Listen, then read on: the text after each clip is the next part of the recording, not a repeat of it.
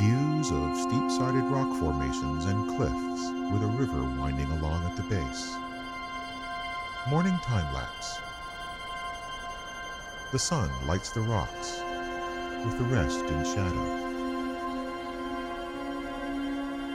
The shadows move slowly down as the sun rises.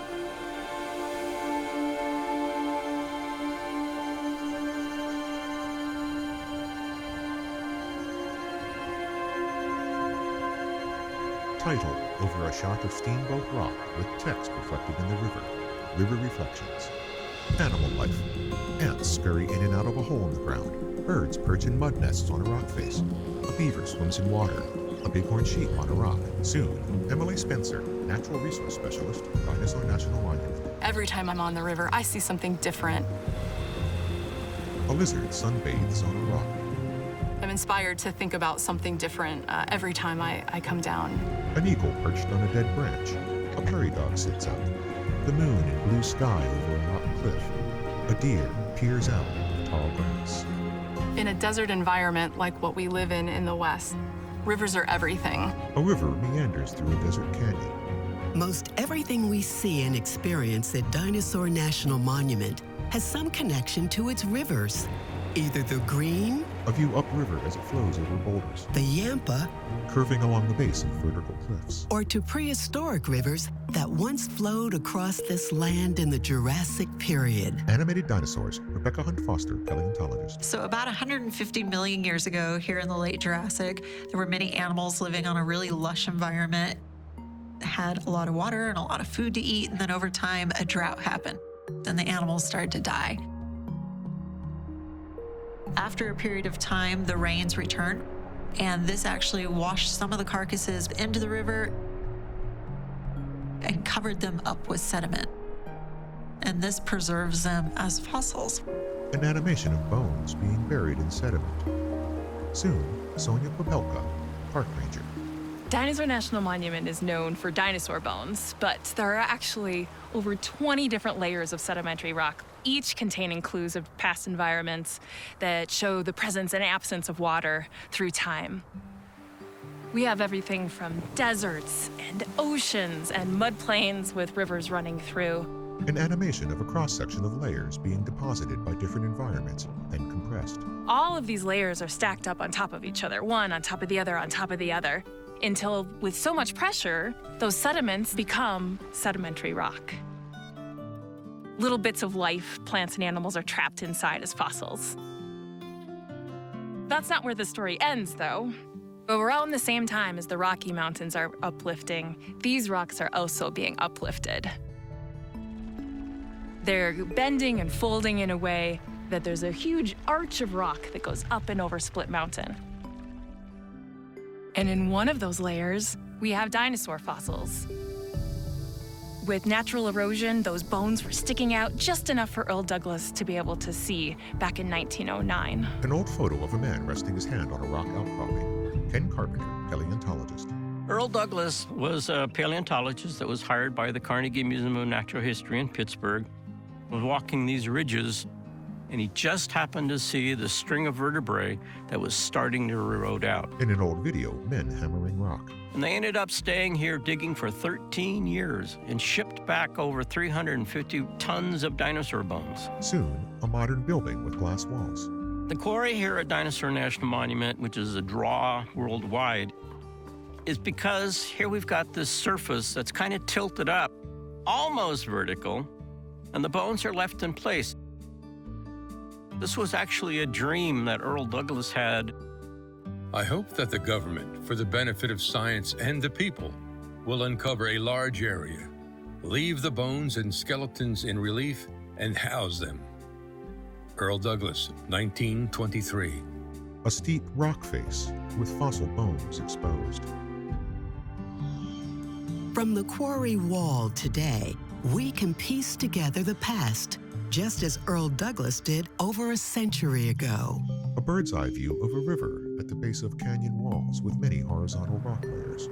While the fossil-rich Jurassic layers are revered for good reason, the geologic story at Dinosaur goes even deeper. Some of the rocks exposed by the Green and Yampa rivers are nearly 1 billion years old. The deeper the river cuts, the more it reveals. Views looking down at rivers winding through deep canyons. Steep rock walls have many horizontal layers. The rivers have long been a sanctuary for life in a land of extremes. Snow covers rock formations and riverbanks. Deer graze. Geese swim. A rabbit nibbles. Soon, a view of Larry Sespuch, Ute Tribal member, as he beats a flat, handheld drum. Despite the rugged terrain, water in the high desert environment has sustained people for over 10,000 years. Many cultures across Western North America hold deep connections to these rivers and landscapes. We always looked at water as a sacred thing. Water is life. Without that water, we don't exist. Water flows rapidly around boulders at the base of a cliff. Soon, various images carved on flat rocks. One group would go through and they would put their message on the rocks. Another group would go through. Utes always tagged theirs with a horse or with the bear paw, because that's what we are known as, bear people. An old photograph of a Ute man and woman, each sitting on a horse. More rock pictures. Human figures. Bighorn sheep with long, sweeping horns over their back. And another human figure. A lizard suns itself on a rock. Then, lizard-shaped rock carvings. More human figures. Soon, Larry Sespuch walks through desert brush carrying his drum in a decorated soft case, with mountains and a river in the background. We still have connections to all of the plants and resources that we used to have. And those are all the medicines and things that will be needed to heal yourself. So what we say, bear medicine or bear power. He stands and looks out over the landscape. Views of a river winding at the base of rock cliffs, some with eroded crevices. Then a view through pine branches of a river below in a canyon. A dusky grouse stands on a rocky ledge. A moth hovers over desert flowers. A cactus with a yellow blossom. A small log cabin with a stony peak rising behind it. Scenes of an old split-rail fence and rusty farm equipment. Soon, an old photograph of a man standing next to a horse with a rope in one hand. Jack was my great-grandpa, and he and his wife, Mary, they came from central Utah in 1902. An old photograph of a seated man with a woman standing by his side. Jack had been in trouble with the law, and the isolation was an appealing thing to him. Scott Chu, third-generation homesteader, rides toward us on horseback. It's really a harsh climate, and they relied a lot on the water holes, and water is scarce here. Water reflects Don Walker Nottingham, third-generation homesteader, on horseback. We're lucky on this end of the mountain, we do have water. Another man on horseback rides along behind her.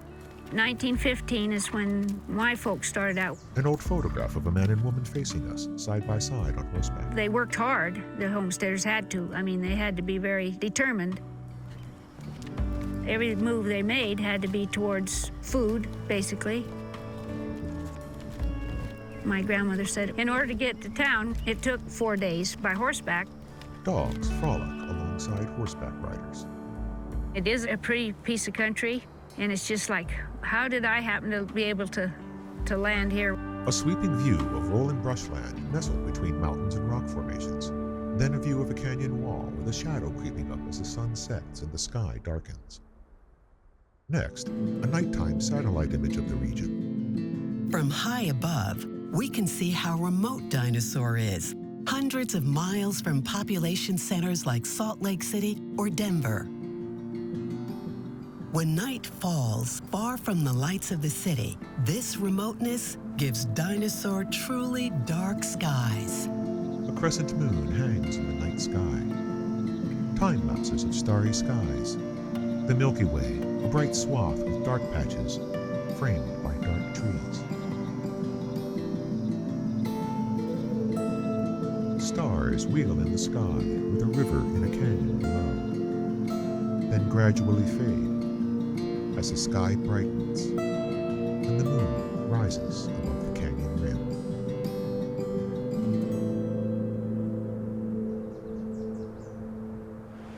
White foam on a river as it flows over rapids.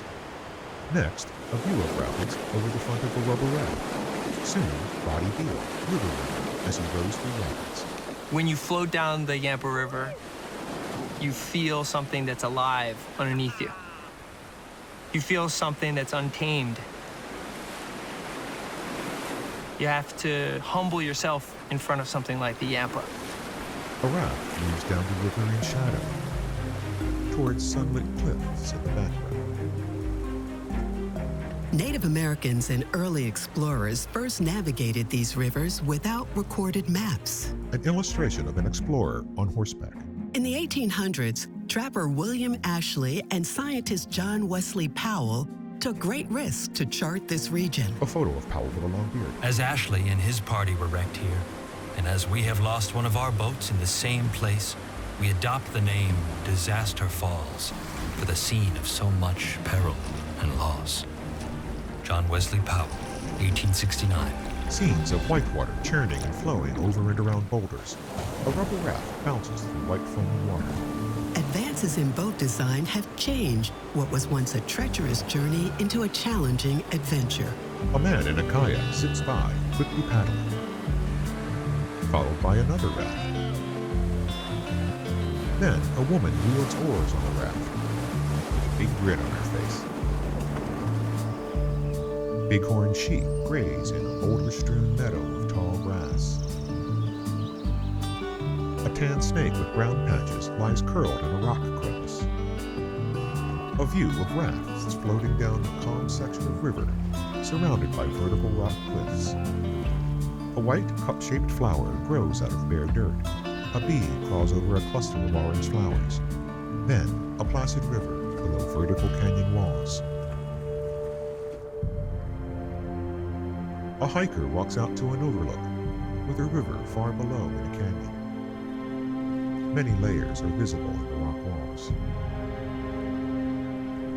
In the 1950s, plans were drawn up to build a dam downstream of Echo Park that would have submerged the Yampa River, the Green River, and most of Dinosaur's river canyons under 500 feet of water.